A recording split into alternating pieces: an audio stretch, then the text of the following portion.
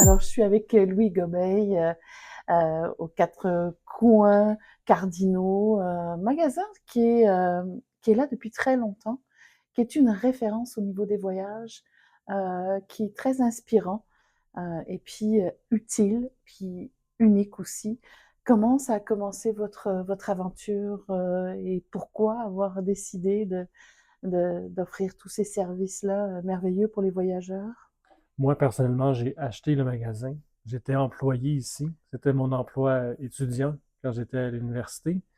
Euh, les propriétaires initiaux, les fondateurs, le magasin a 36 ans, Oui. donc à la toute fin des années 80, vendaient des cartes topographiques, donc des cartes pour les chasseurs et les personnes qui explorent la forêt. C'était principalement des personnes qui font du plein air. Dans les années 80-90, c'était principalement des chasseurs.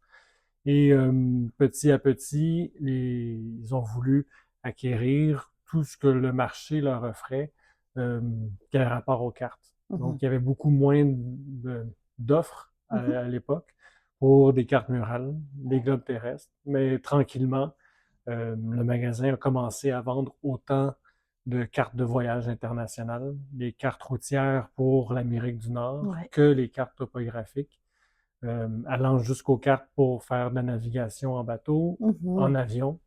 Euh, Carte c'est ça. cycliste aussi. Oui, des cartes pour euh, les, les personnes de Vélo-Québec achètent leurs cartes C'est ça. ici Ouais. pour planifier leur voyage. Ouais. Les guides touristiques aussi viennent prendre des cartes pour planifier leur voyage.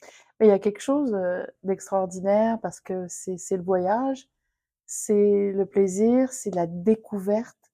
Euh, c'est ce que vous donnez en fin de compte. Vous donnez aussi quelque chose d'utile, mais être entouré de ça, de globes, de destinations, qu'est-ce que ça, vous, dans votre vie, est-ce que vous voyagez beaucoup? Qu'est-ce que ça vous fait d'être, parce que c'est le quotidien, là. Vous allez vendre une carte d'Italie, une carte de Hmm. l'Arizona.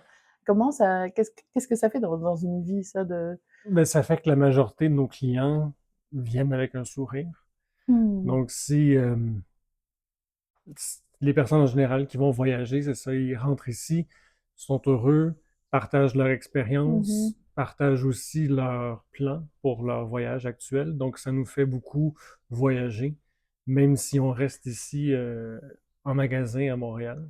Le peu de temps, en tant que nouveau propriétaire, j'ai pas beaucoup le temps de partir en voyage Mhm. pendant des semaines. Donc, on aime beaucoup partager avec la clientèle pour, euh, pour découvrir le monde.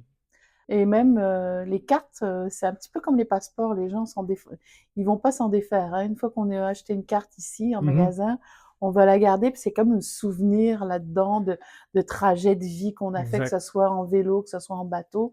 Il y a quelque chose de mythique, d'assez intéressant dans l'objet physique. Oui. À la fois pour la planification à la maison, s'asseoir autour de la carte sur la table ou la poser sur le mur Mhm. pendant qu'on planifie les mois à l'avance. Ça va aider, mais une fois que le voyage est fait, si on s'est servi de la carte pendant le voyage, on a encerclé C'est ou ça. surligné les routes qu'on a fait. Tout de suite, quand on la ressort, des années après, le voyage nous revient Ouais, à l'esprit, plus qu'une simple série de photos. Donc, c'est comme une porte d'entrée oui, vers le monde, ouais. parce que la carte est d'une certaine manière une représentation miniature du monde. Donc, Uhum. si on conserve nos cartes, on conserve les souvenirs.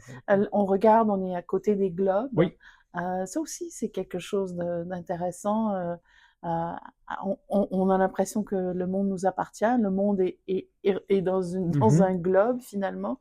Les gens en achètent beaucoup des globes. Les globes terrestres vont rester, si on veut, vont suivre les modes, dans le sens où des fois, pour le marché des adultes, les globes vont disparaître, réapparaître pour les années. Certains styles vont être plus demandés, mais presque tous les parents, grands-parents vont vouloir acheter un globe pour leur enfant, comme si c'était un élément initiatique essentiel à l'éducation d'un Mhm. enfant pour qu'il puisse comprendre. l'ampleur du monde, Mhm. la forme aussi du monde, que c'est pas seulement une carte à plat. Et décorativement aussi, c'est toujours agréable. Les Français ont été à l'avant-garde pour le petit futé, pour plusieurs guides. Mhm, Le sont-ils encore, vous trouvez? Parce que ça a été vraiment des références pour les gens, puis différents, hein, sorte de voyageurs, ce sac à dos, on prend le routard, mhm. petit futé, c'est autre chose. Est-ce que vous trouvez qu'ils Je le dis sont? oui. Je ne sais plus s'ils sont l'avant-garde euh, avec un A majuscule. Sont, je dirais, assez conservateurs dans la forme où on voit les guides internationaux américains comme Lonely Les Planet Lonely qui sont Planet, en oui. train de changer la formule pour répondre à des besoins par rapport à ce qu'eux pensent, comment le marché va s'adapter avec TripAdvisor, etc. OK. Donc, moins de suggestions, moins de carnets d'adresses et Uh-huh. plus de textes et d'activités pour justement planifier le voyage, mais moins, on veut, de ce qu'on retrouve sur Internet. Tandis que les guides français ont pas encore fait Le pas. le pas, mais ce pas dont je vous parle, c'est peut-être Lonely Planet, ça fait 1 an, maximum 2, Ah non, qu'ils ça fait l'ont pas si pris. longtemps Donc, que c'est ça. vraiment eux à l'avant-garde. Mais ils ont plein d'autres guides, comme GeoGuide, Oui. Gallimard, qui, eux, explorent déjà des Mhm. formules. Donc, le marché de la publication, de l'édition français est toujours très actif. Mhm. Notre clientèle française est très fidèle aux livres en Mhm. papier plus que notre clientèle nord-américaine. C'est intéressant. Oui. Qu'est-ce qui fait en sorte que vous vous levez tous les matins ici avec autant de passion de venir travailler dans la boutique? Euh, ben, personnellement, c'est parce que c'est comme une deuxième maison. Ça fait tellement longtemps que je suis ici à titre d'employé et maintenant de propriétaire que euh, je me pose plus de questions. Mais c'est sûr que euh, j'ai pas de, il y a pas de désagrément, si on veut. Je viens pas euh, scier du bois ou soudre du métal. Donc, je viens parler à des personnes. C'est sûr qu'il y a une partie du travail plus euh, caché où est-ce qu'on fait de la comptabilité et des prévisions d'achat, mais ça reste que on accueille les clients, on essaie de comprendre leurs besoins Mhm. en leur faisant en leur faisant parler. Donc, tout passe par la conversation. On ne sait jamais qui on va rencontrer durant la journée. Et le soir, mais on a un sentiment de devoir accompli. Quel est le plus beau compliment qu'on puisse vous faire quand on vient ici?